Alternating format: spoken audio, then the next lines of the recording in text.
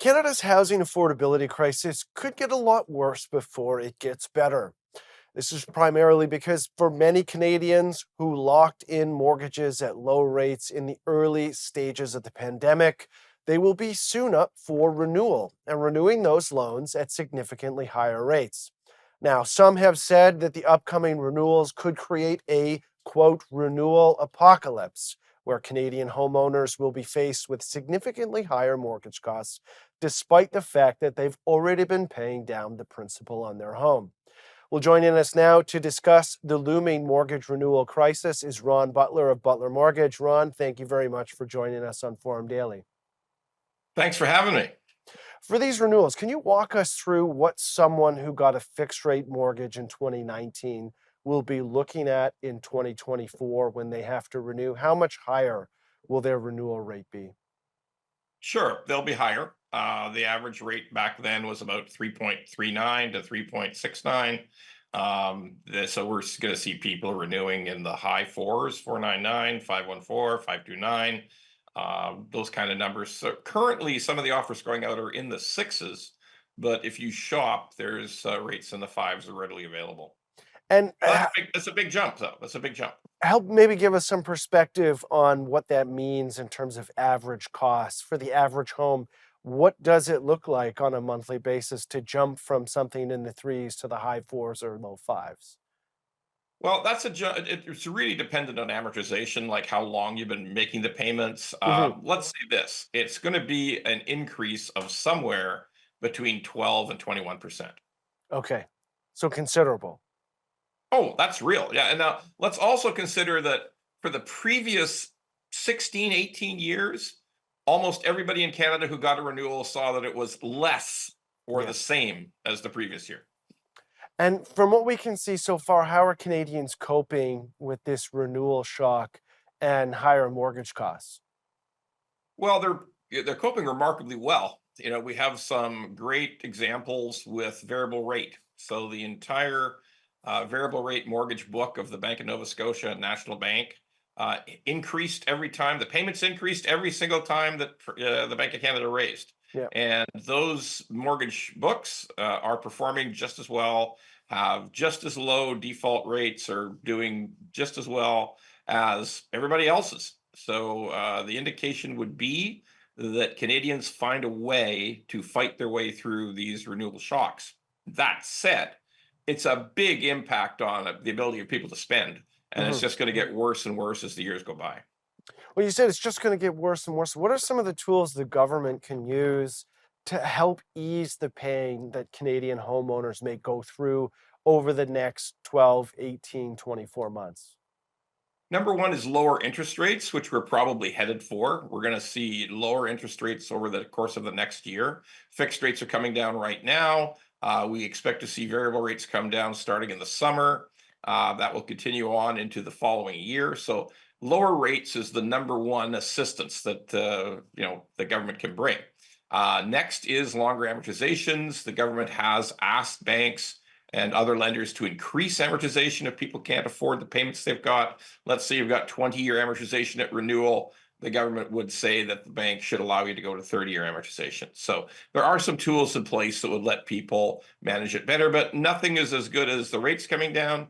All that being said, the rates are the rate when we see the rate increases in 2025 and 2026.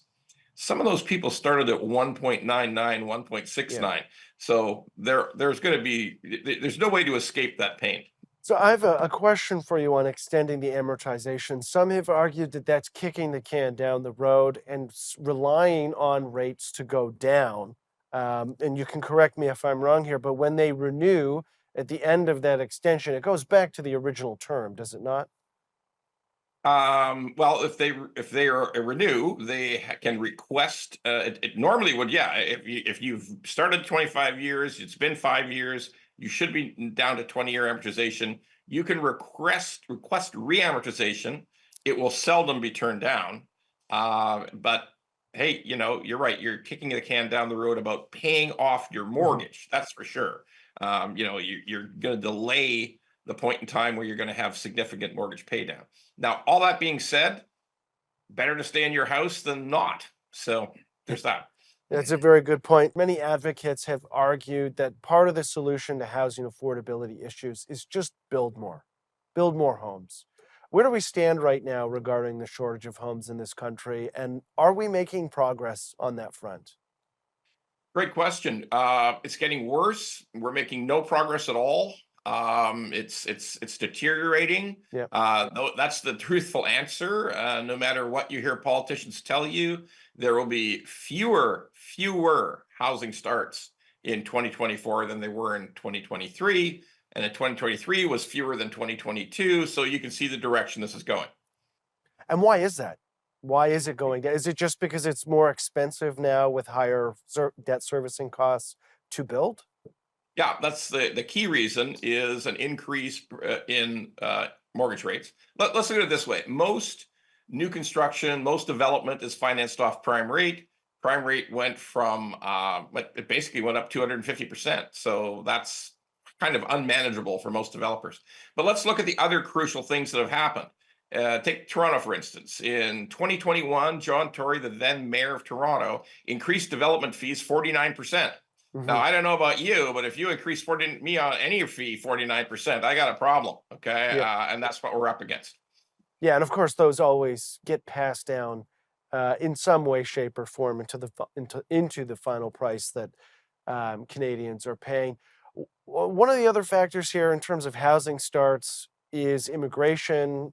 It has become a hot topic, especially in regards to the housing market. How much do you think it plays a role here in worsening that housing start decline that you just described? Well, everybody needs a place to sleep in Canada. Like it's a cold country and for parts of the year, so you got to have a place to sleep. And the pressure of new people coming to Canada, no matter how welcoming we are to immigrants, if Hmm. there's no plan to have a place for them to stay, then we've really failed them and we failed us.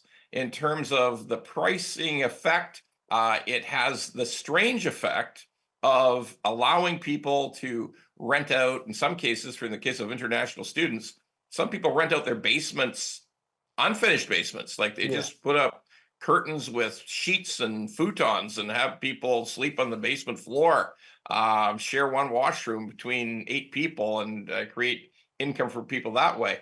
But let's face it, that's all wrong. Doesn't make sense. It's a bad system.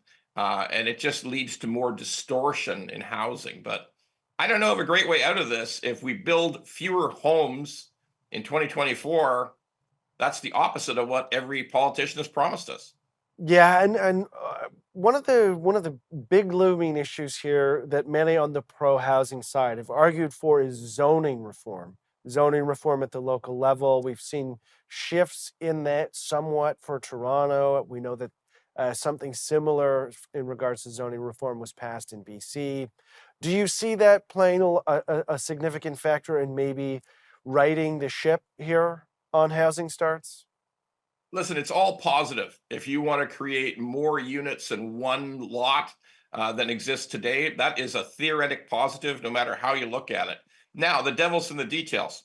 If you have to go to the zoning office, or if you have to go to the planning office to get a permit, and the planning office holds you up 22 months, I don't know how much it helped to do the increase in zoning.